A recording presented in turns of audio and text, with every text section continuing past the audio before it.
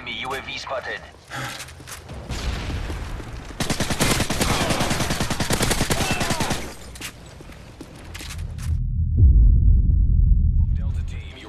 Hi guys, and welcome back to another Call of Duty commentary with me, InstentKarma with an E. Today I'm on the map Hard Hat, playing with my P90 with rapid fire and suppressor.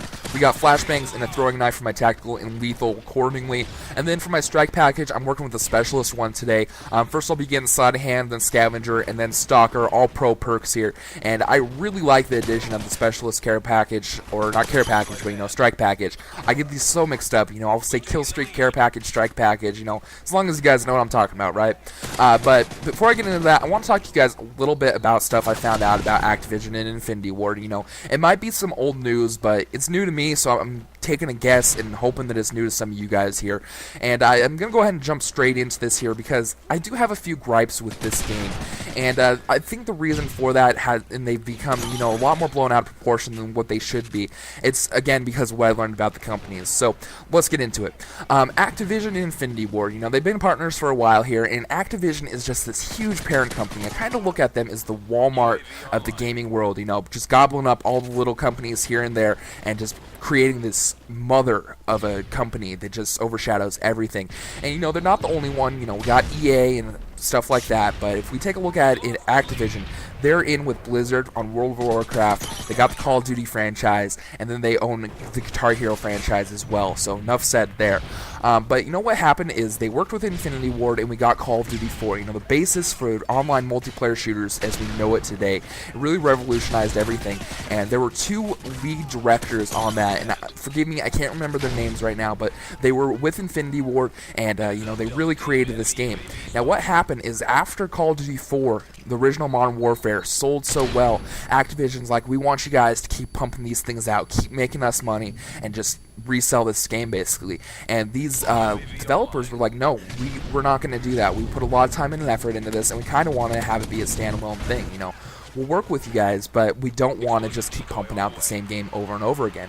And Activision's like, you know what, that's fine, that's totally fine, I appreciate that, we're just going to fire you instead. So that's what they did. They fired the lead directors. They're like, if you guys won't pump out our game, then we'll find somebody who will. And they hired the CTO of Activision and put him in at the forefront of Infinity Ward.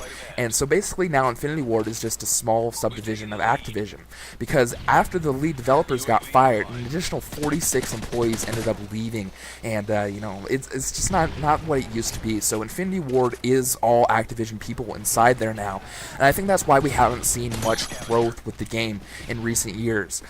Black Ops, I feel like that game did add a lot of stuff, but this was Treyarch, not Infinity Ward. And what bothers me here, and I think where we can witness this a lot, is with some of the improvements that Treyarch listened to us about that didn't make it into Modern Warfare 3. There's a lot of stuff that they had their forums, they listened to the community. I'm talking about Treyarch here. They really gave us what we want. They listened to us and gave us updates to adjust the game to our liking so it could have mass playability. Now, what happened with Modern Warfare 3 is the Infinity Ward just more or less changed the makeup they had on the game. We're still sticking with the Modern Warfare 2 engine, not changing much there. But even more than that, what frustrates me is the assist system. They told us they weren't going to give us any form of last stand in this game, but instead we have it as a death streak. I can kind of work with that. It's still annoying, but I'll work with it. The thing that really gets me is in Black Ops, they had it this way where if you take down the guy, the person that finishes him off gets the kill. They had that at the release of the game. Throughout the game, people complained about it, and they fixed it. So the person that brought the person down into last stand gets the full kill. The person that cleans them up gets the assist. Now, explain to me why they couldn't add that into Modern Warfare 3. It's because they went with the same thing as Modern Warfare 2 and just changed some of the cosmetics. They gave us a few more kill streaks, they gave us maybe a few extra guns, but nothing really significant here. So that is one of my biggest complaints with the game, is just not fixing that assist system for last stand. Now, the other one I had a problem with is with our challenges.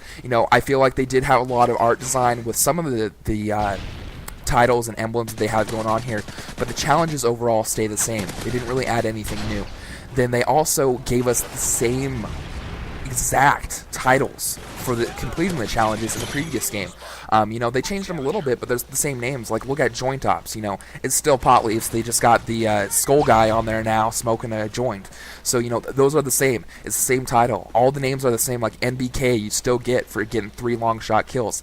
And then they go as far as making some of the same pictures even the same. So I have a problem with that. I have a problem that they had 2 years to work on a game and really didn't even bother with some of the small stuff, let alone the core of the game, like what we saw with Battlefield 3 giving us the Frostbite 2 engine. So I was a little disappointed there, but I think I know why now, with Infinity Ward just being a subdivision of Activision. So hopefully when we get to the next game, which has been announced, not but 3 or 4 days after Modern Warfare was released, they've announced the next game. So hopefully that one goes back to Treyarch, and you know, Raven, I think, is the people that work with them on their multiplayer.